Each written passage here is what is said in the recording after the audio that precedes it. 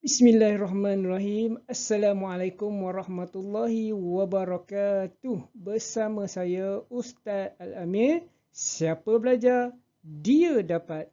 Alhamdulillah.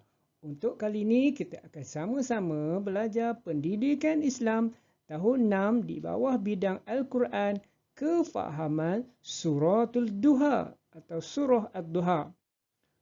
Apa khabar semua murid-murid? Diharapkan semua murid-murid berada dalam keadaan sihat walafiat untuk meneruskan pelajaran kita pada kali ini. Baiklah, sebelum kita mulakan pelajaran, marilah kita sama-sama menadah tangan memohon keberkatan pada Allah SWT agar dimudahkan urusan kita dan ditenangkan hati dalam menerima pelajaran pada kali ini. InsyaAllah. أعوذ بالله من الشيطان الرجيم بسم الله الرحمن الرحيم اللهم افتح علينا حكمتك وانشر علينا من خزائن رحمتك يا أرحم الراحمين والحمد لله رب العالمين. Baiklah, murid-murid boleh buka buku teks pada muka surat 26 hingga muka surat 30 sebagai rujukan dan panduan pelajaran kita pada kali ini. Baiklah, di akhir pelajaran nanti diharapkan supaya murid-murid akan dapat menerangkan pengenalan Suratul Duha. Yang keduanya, murid-murid dapat merumuskan pengajaran daripada surah Ad-Duha dan menghubung kaitkannya dalam kehidupan. Dan yang ketiganya, murid-murid dapat mengamalkan pengajaran surah Ad-Duha dalam kehidupan seharian, insya-Allah. Ini adalah surah Ad-Duha. Ustaz percaya murid-murid pernah dengar perkataan Ad-Duha, surah Ad-Duha, waktu duha. Kali ini mari kita sama-sama mendengar dan membaca surah Ad-Duha dengan bimbingan Ustaz. Sedia semua? Okey. Bismillahirrahmanirrahim. Wad-duha wal-laili iza saja. Ma wadda'aka rabbuka wa ma qala. Walal akhiratu khairul laka minal ula. Walasawfa yu'tika rabbuka fatarda. ألم يجدك يتيما فآوى ووجدك ضالا فهدى ووجدك عائلا فأغنى فأما اليتيم فلا تقهر وأما السائل فلا تنحر وأما بنعمة ربك bika fahaddis. Sadaqallahul azim. Baik, demikianlah tadi bacaan suratul Duha. Sekarang mari kita lihat dulu pengenalan info ringkas berkaitan dengan suratul Duha. Yang pertamanya, surah Ad-Duha ini mengandungi berapa ayat? 11 ayat.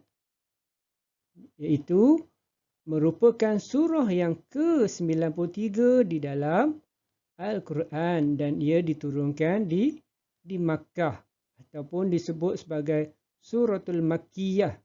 Yang keduanya, surah ini dinamakan surah Ad-Duha kerana Allah telah bersumpah dengan waktu duha daripada permulaan surah tersebut. Dan yang ketiganya, surah ini merupakan satu penafian Allah Subhanahu Wa Taala terhadap tuduhan orang kafir yang mengatakan bahawa Allah telah membenci dan mengabaikan Rasulullah Sallallahu Alaihi Wasallam kerana telah lama tidak menurunkan wahyu. Inilah sebahagian ringkas pengenalan info ringkas surah Ad-Duha. 11 ayat, surah ke-93 diturunkan di Mekah, dinamakan dengan duha kerana permulaan ayat Allah bersumpah dengan duha. Yang ketiganya menceritakan tentang penafian Allah terhadap tuduhan orang kafir Seterusnya, mari kita sama-sama melihat surah Ad-Duha, ayat dan juga maksud setiap pengertian surah Ad-Duha. Sudah bersedia semua?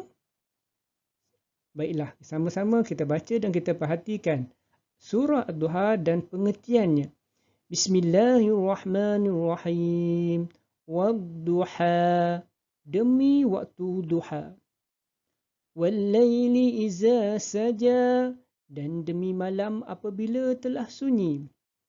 Ma wadda'aka rabbuka wa ma qala. Tuhanmu tidak meninggalkan engkau Muhammad dan tidak pula membencimu.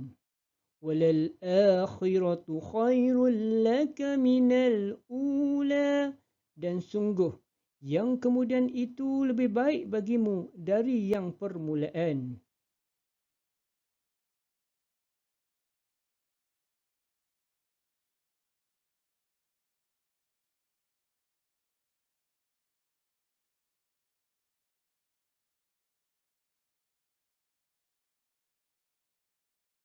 وَلَسَوْفَ يُعْطِيكَ رَبُّكَ فَتَرْضَى, dan sungguh kelak Tuhanmu pasti memberikan kejayaan dan kebahagiaan kepadamu sehingga engkau redha, yakni berpuas hati. Alam yajidaka yatiman fa'awa, bukankah dia mendapatimu sebagai seorang yatim lalu dia melindungimu? وَوَجَدَكَ ضَالًّا فَهَدَى, dan dia mendapati engkau mencari-cari jalan yang benar, lalu ia memberikanmu hidayah, yakni petunjuk dengan wahyu daripada Al-Quran. وَوَجَدَكَ عَائِلًا فَأَغْنَى, dan dia mendapatimu sebagai seorang yang kekurangan, lalu dia memberikan kecukupan.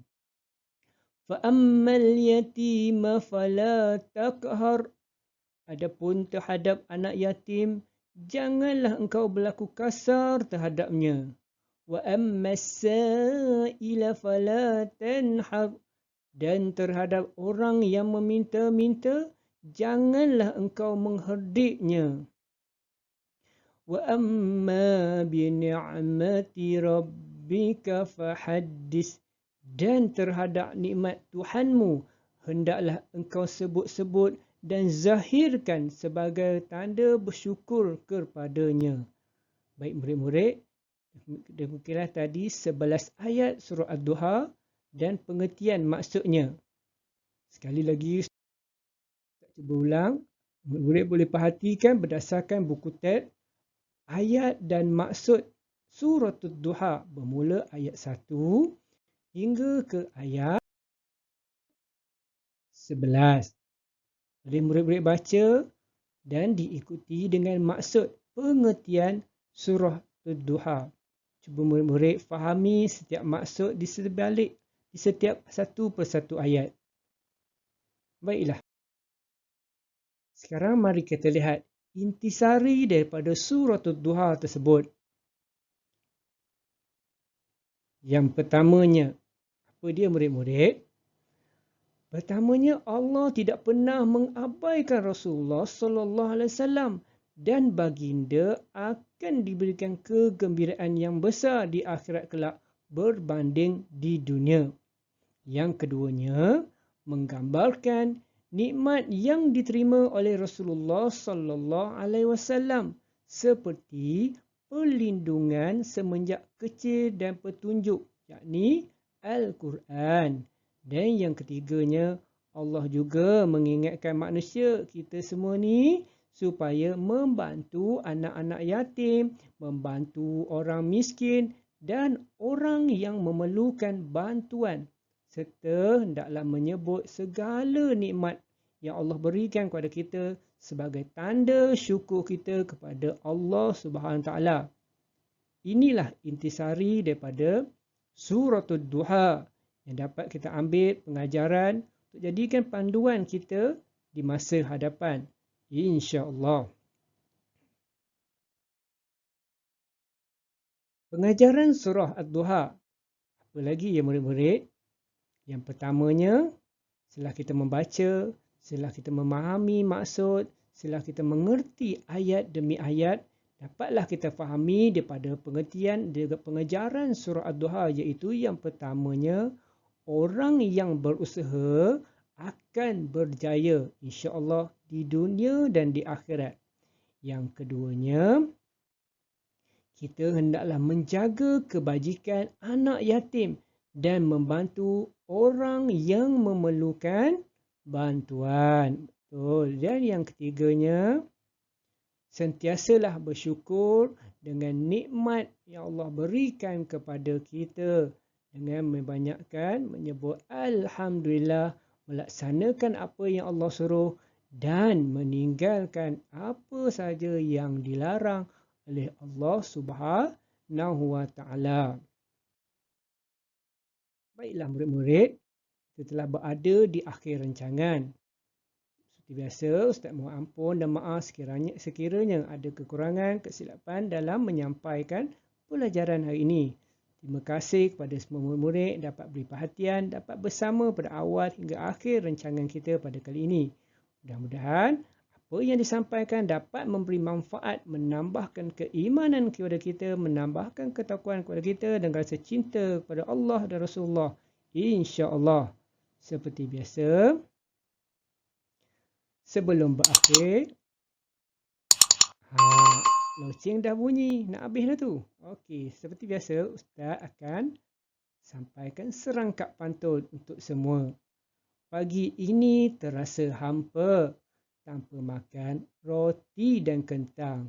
Solat duha jangan dilupa, kerana rezeki pastikan datang insya-Allah. Sekian, terima kasih. Wassalamualaikum warahmatullahi wabarakatuh. Jumpa lagi. Bye.